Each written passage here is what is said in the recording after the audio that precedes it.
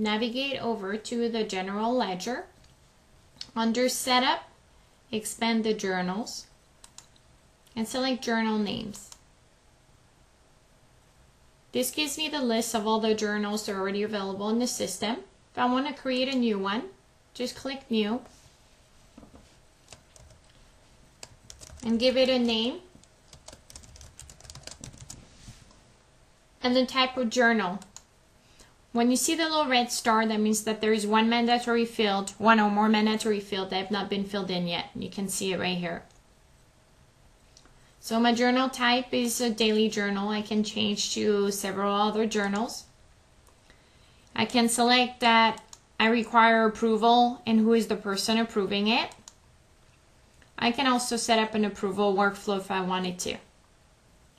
In the blocking area, you can specify if the journal should be available only for a limited group of people. And in that case, you would use the drop down and select the user group that you want to restrict it to.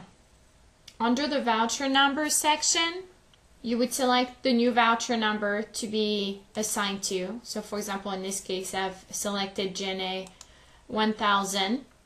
And then under the new voucher, I would select either in connection with balance, manual, or one voucher number only. So if I do in connection with balance, if an offset account is not entered, you keep on entering transactions with the same voucher number as long as the lines on the voucher number do not balance. However, if an offset account is entered, either as a default account or as a manually entered account number, a new voucher is assigned for every line because every line balances. If you select manual, a new voucher number is assigned manually. If you select one voucher number only one voucher number is employed for all journal lines. And when you create a new journal, a new voucher number is allocated automatically.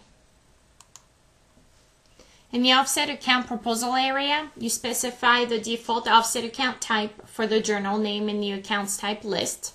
For example, when recording a vendor payment and specifying a vendor account type, offset postings occur in the vendor account. So it would be right here in the drop down.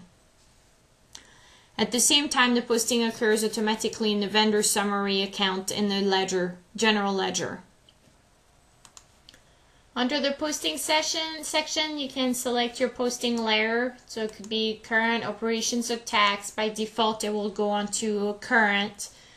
And there's also a couple little other details if you wanted a detailed version, a summary, keep the fees in a journal, and so on.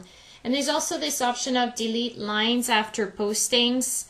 That allows to save database space. However, if you want later on to inquire on the journal lines, those will not be saved. So most of them, you probably want them to stay unchecked depending on the type of journal that you are setting up. If you want to set up any financial dimensions, you can also extend your fast tab at the bottom half of your screen and set your default financial dimensions, and they will automatically be added into the journal. You can also set up posting restrictions. Select your journal that you want to set restrictions for. Click the posting restrictions. And you can at that point set up restrictions by either user groups, by user, or none.